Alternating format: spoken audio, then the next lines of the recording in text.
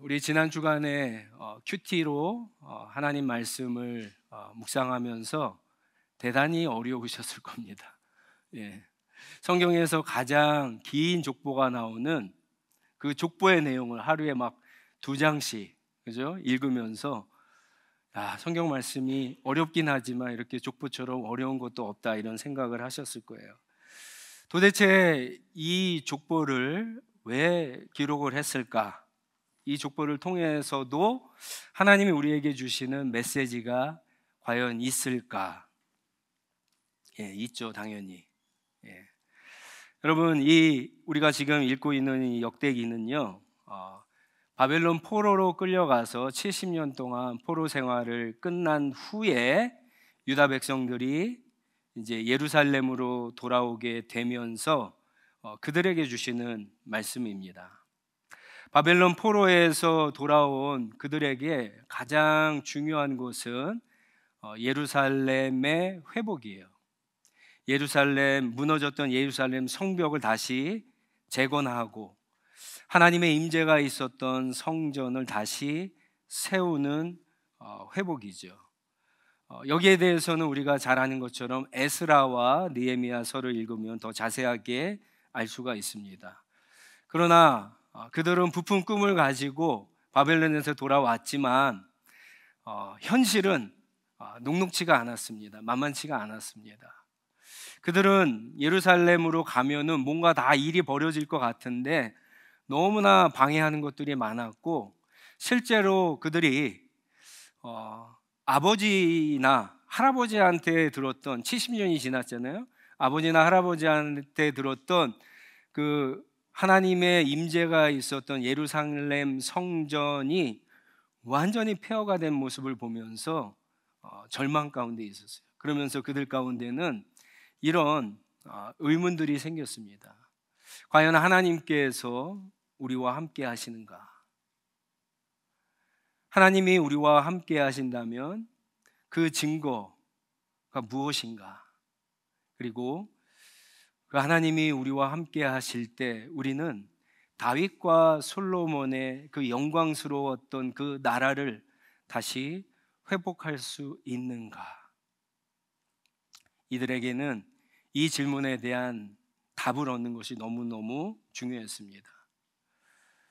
역대기는요, 그 질문에 대해서 이 족보를 통해서 몇 가지 힌트와 답을 주고 있습니다. 첫 번째, 이 족보를 보면은 아브라함부터 시작되지 않아요. 이스라엘의 시작이었던 야곱, 이스라엘부터 시작되지도 않습니다.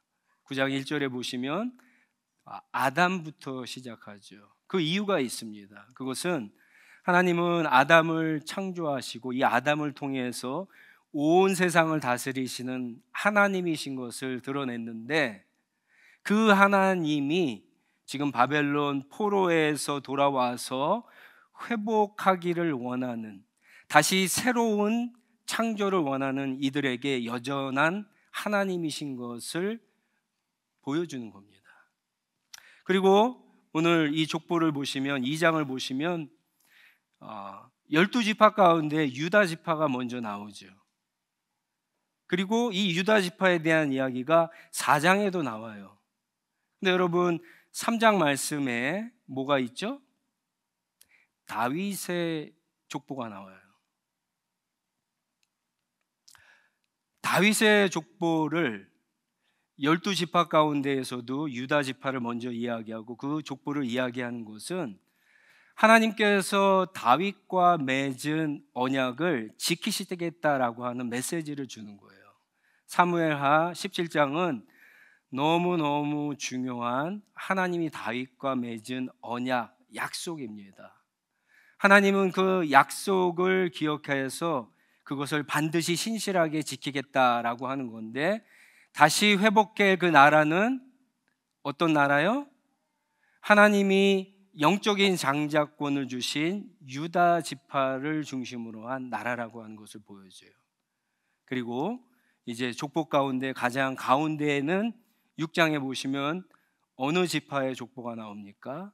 레위 지파의 족보가 나와요. 이것은 무엇을 의미하냐면은 하나님이 다시 회복할 이스라엘 그 나라, 그 나라의 핵심 그리고 정체성, 아이덴티티는 바로 여호와 하나님을 섬기는 나라가 될 것이다 라고 하는 것을 보여주는 겁니다. 그래서 그것을 이제 소개한 후에 이제 9장 1절부터 보시면, 우리가 오늘 본문 말씀이 1절부터 보시면 이제 바벨론 포로에서 돌아온 사람들을 소개하는데, 여러분 2절과 3절을 보시면 유다와 베냐민 지파, 남유다 지파의 중심이죠. 그리고 에브라임과 므낫세, 북이스라엘 지파가 다 돌아왔다고 언급을 하는데, 그 다음에 보시면 유다의 족보를 4절부터 얘기하고 7절에 베냐민 지파를 얘기하고 에브라임과 므낫세 지파는 얘기하지 않습니다. 그것은 유다 지파가 회복될 나라의 중심이기 때문에 그렇습니다. 그런데 재미있는 것은요, 예루살렘에 처음에 돌아왔을 때 이런 지파들뿐만 아니라 이 지파들보다도 먼저 소개하는 사람이 바로 2절에 나와 있는 사람들이에요. 그 사람들이 누구냐? 제사장들과 레위 사람들과 성전 막일꾼들이 함께 왔다, 그렇게 이야기하고 있죠. 그래서 여러분들 9장 10절에 보시면 제사장들을 소개하고 있고요, 14절에 레위 사람들을 소개해요. 그러면 17절부터는 누구를 소개해야 되죠? 성전에서 마귀를 했던 사람들을 소개해야 됩니다. 자, 그런데 제사장들은 레위 지파죠. 레위 사람들도 레위 지파예요. 성전 마귀를 하는 사람들도 우리는 레위 지파라고 추측할 수가 있게 되겠죠. 2절에 보시면 그래서 제사장과 레위 사람들과 성전 마귀를 하는 사람들을 이렇게 이야기하는 것은 하나님의 성전에서 일하는 그 일의 분류에 따라서 지금 언급하고 있는 겁니다. 그런데 이 사람들을 여러분 굉장히 자세하게 이야기를 하고 있어요. 특히 그 중에서 17절에 보시면 오늘 우리가 살펴볼 사람들이 이 문지기들입니다. 문지기들. 성경은요, 예루살렘의 회복, 하나님의 신앙을 회복하기 위해서 제사장들도 왔고 레위 지파들도 왔는데 성전 문지기들도 왔다라고 굳이 언급을 하고 이 사람들을 갖다 아주 자세하게 소개하고 있습니다. 19절부터 보면은 이들의 과거의 히스토리를 갖다 이야기하죠. 이들은 누구의 자손입니까? 고라의 자손입니다. 고라의 자손. 그리고 20절에 보시면 과거에 이들의 책임자가 누구였다고 하죠? 비느하스라고 이야기합니다. 그리고 하나님의 성전이 솔로몬 시대 때 지어졌죠.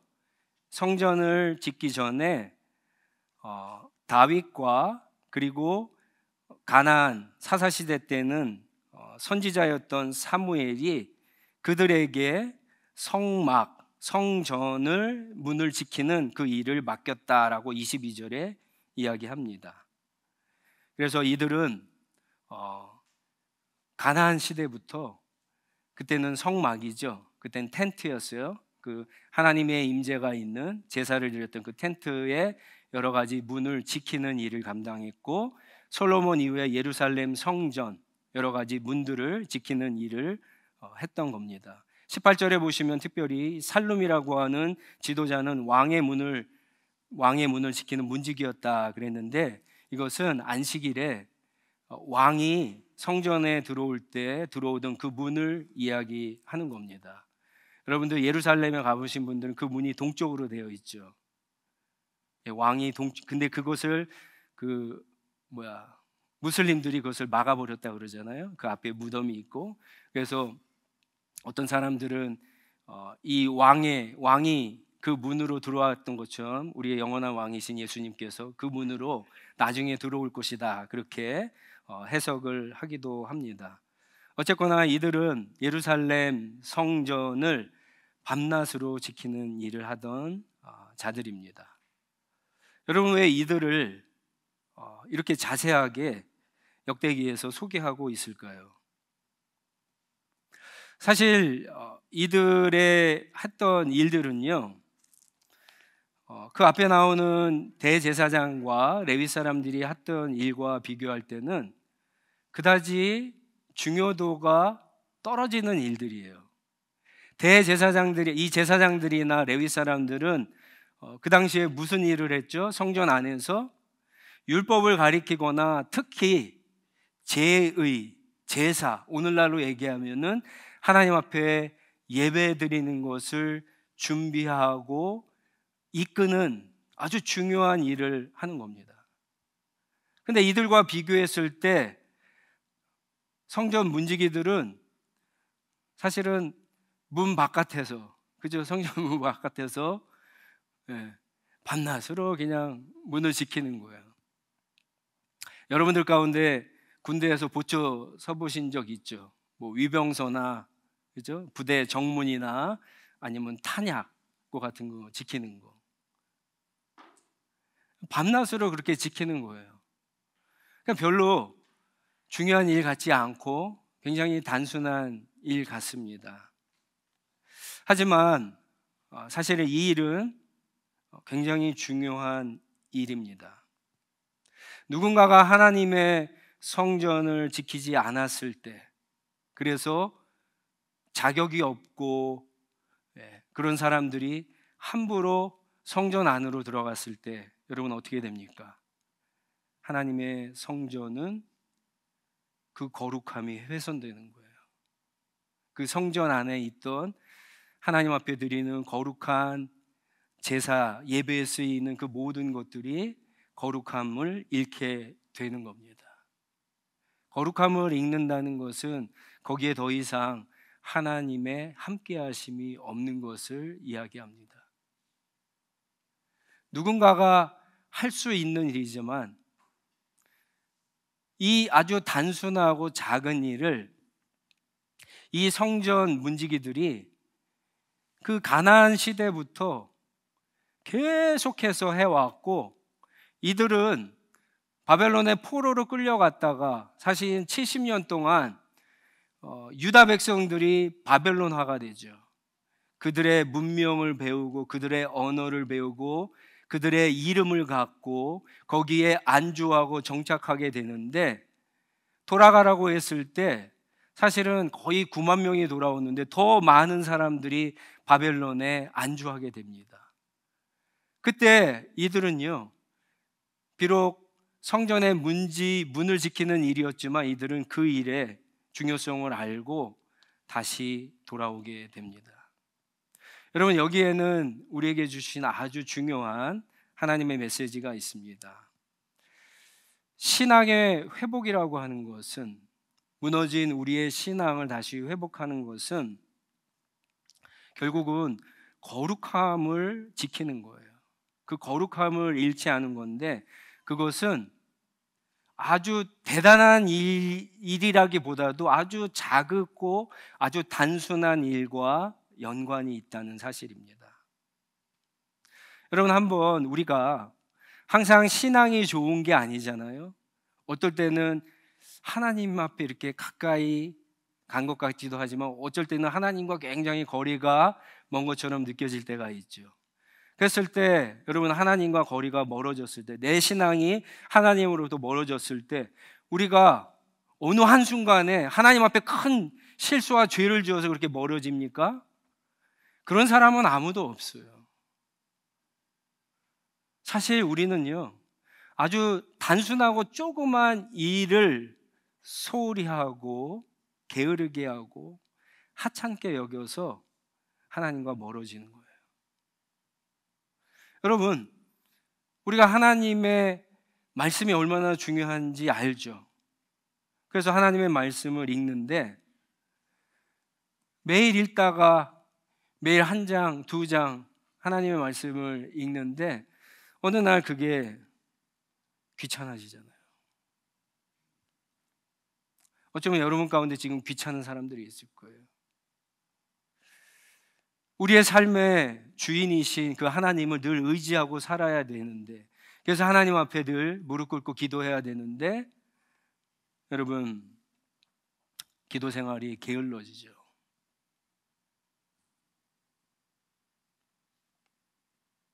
오늘 우리가 하나님 앞에 예배 드리는 거 얼마나 중요합니까? 예배 드리는 거 어느 순간에 기대도 한치 않고 오잖아요.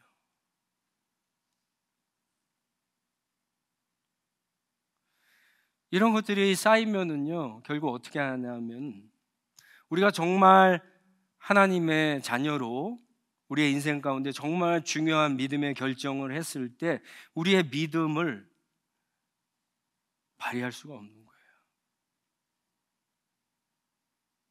하나님과 멀어졌기 때문에, 하나님과 가까웠으면 하나님을 다 붙잡을 텐데, 하나님을 의지하고 결정할 텐데, 믿음의 어떤 그런 액션들이 나올 텐데 그렇게 하지 못하는 거예요.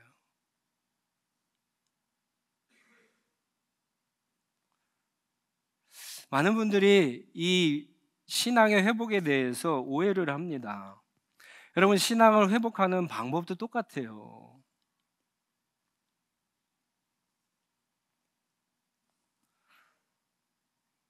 많은 분들이 정말 내 신앙의 회복을 위해서 뭔가 대단한 하나님의 역사가 나타나야 된다고 생각을 해요.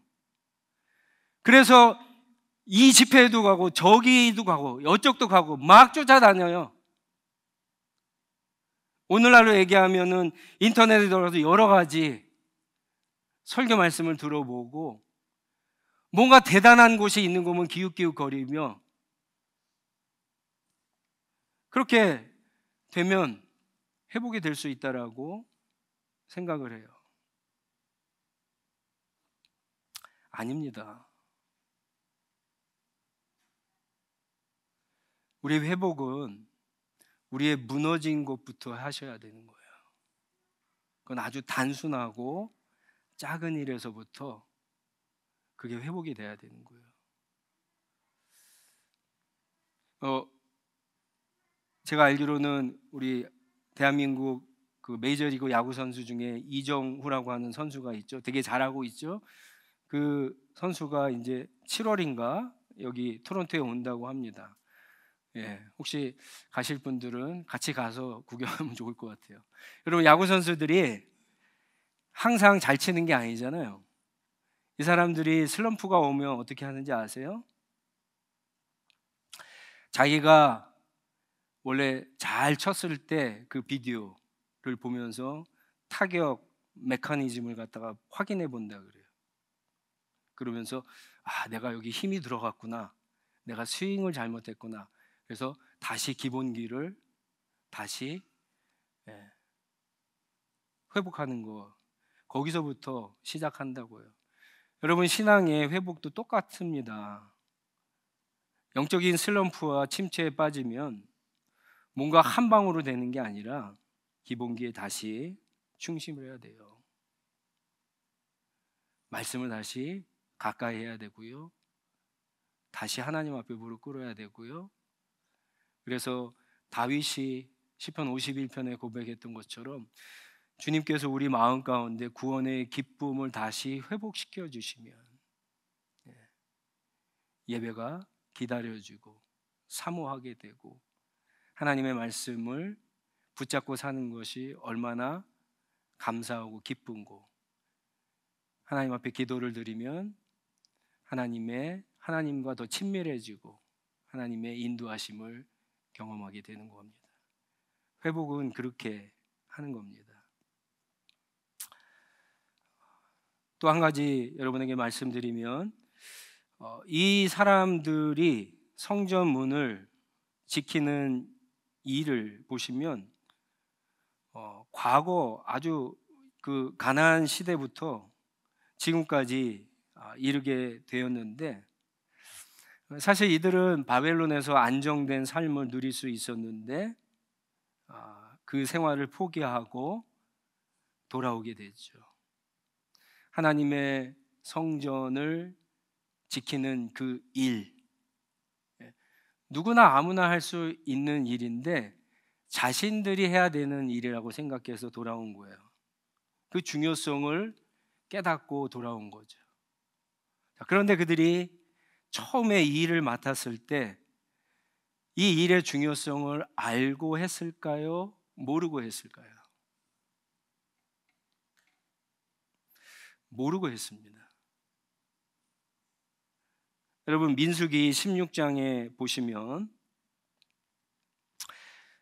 오늘 말씀 19절에 이들의 조상이 누구라고 그러죠? 고라라고 그랬죠. 근데 민수기 16장에 보면은 이 고라의 자손과 이스라엘 백성 가운데 250명이 모세에게 반역을 합니다. 첫 번째로 반역을 해요. 근데 반역한 이유는 거기 이렇게 그 성경을 쭉 읽어보면은 야, 너희들만 중요한 일을 하냐, 너희들만 하나님과 가깝냐, 막 이런 얘기를 하는데 사실은 이 족보를 보면 레위의 세 아들 중에 가운데 있는 아들이 고앗인데 이 고앗이 제사장의 계열을 잇게 됩니다. 그런데 이 고라의 아버지는요, 둘째였어요. 그 밑에 증손이었는데, 그러니까 둘째가 그러니까 같은 사촌이죠. 사촌인데 누구는 성전 안에 들어가서 예배를 준비하고 율법을 가리키는 중요한 일을 하고, 근데 누구는 성막 밖에서, 그죠? 성막이나 지키는 그러한 일을 하면서 아마 불평이 있었겠죠. 그런데 결국 그들은 하나님의 진노를 사서 250명이 다 죽게 되죠. 그런 가운데에서도 살아남은 자들, 하나님의 은혜를 베푸셔 살아남은 자들이 계속해서 이 성막의 문을 지키고 나중에 성전의 문을 지키는 일을 하게 됩니다.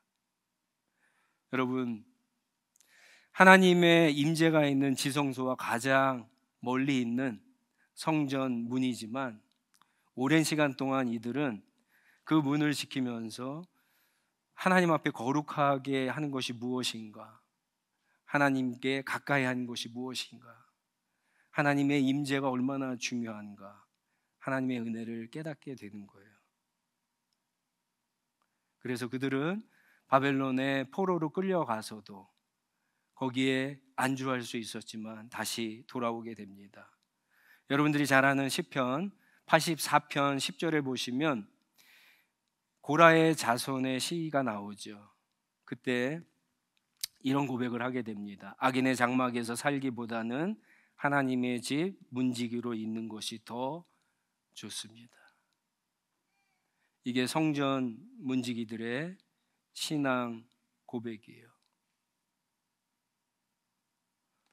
지금 우리가 하는 일이 굉장히 단순한 일 같죠.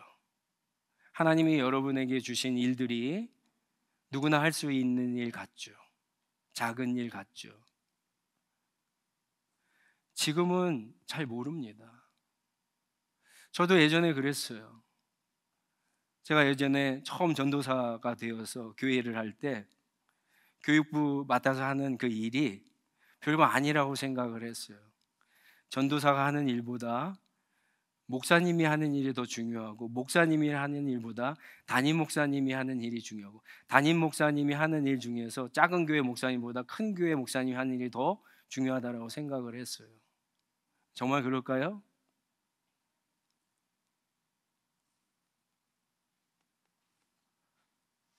여러분, 인생을 살면서 그런 거 많이 경험하지 않습니까?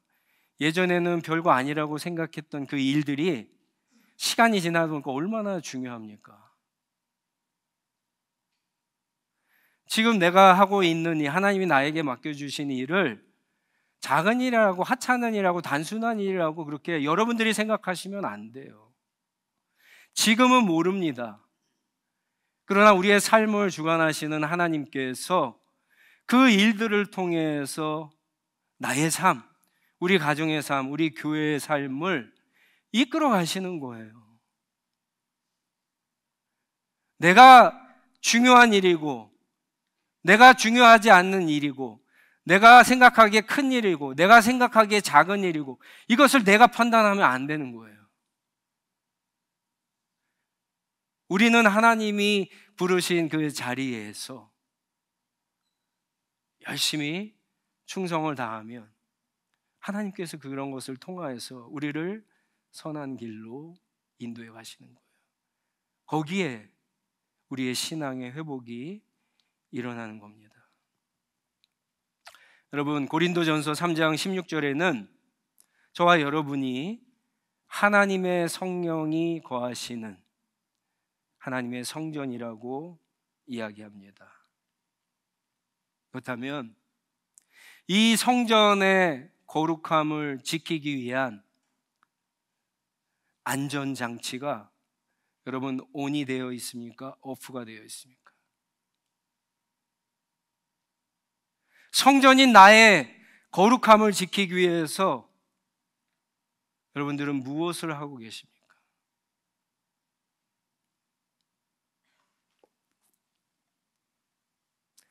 작은 일부터 여러분 소홀히 생각하지 마시고 충성하시기 바랍니다. 하나님이 우리에게 주신 은혜의 여러 가지 도구들로 거룩함의 안전장치를 온하셔야 돼요. 신앙의 기본기에 충실하시기 바랍니다. 거기서 하나님의 놀라우신 역사가 나타날 줄 믿습니다. 그래서 저와 여러분들이 이 성전 문지기들이 고백했던 것처럼 하나님의 전에 문지기라도 더 좋습니다. 하나님과 영원히 동행하고 싶습니다. 하나님을 영원히 기뻐하며 주님과 함께하고 싶습니다. 이 고백을 늘 드릴 수 있는 저와 여러분들이 다 되시기를 주님의 이름으로 축원합니다. 다 일어나셔서 주신 말씀 가지고 한번 같이 기도하도록 하겠습니다. 여러분, 오늘 우리에게 주신 말씀을 우리 자신에게 적용해 보면 우리의 신앙은 분명히 무너진 곳이 있어요. 그게 아주 대단하고 큰 것이라고 생각하지 마시고 작은 곳, 우리가 어떻게 보면 별거 아니라고 생각한 곳, 하찮게 여긴 곳, 거기서부터 여러분 지금 우리의 신앙이 무너지고 있는지도 모릅니다.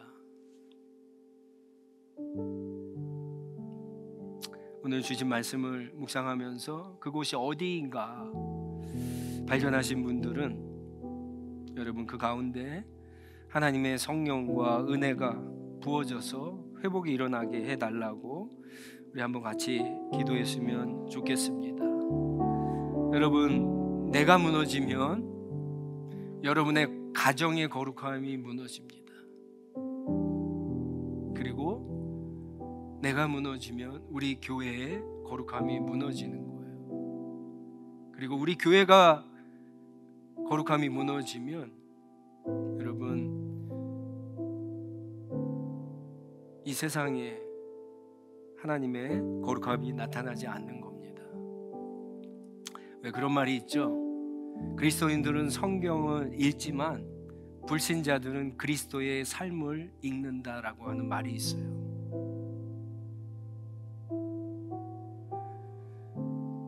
우리가 거룩함을 유지하면 우리의 삶이 변하게 되어 있습니다.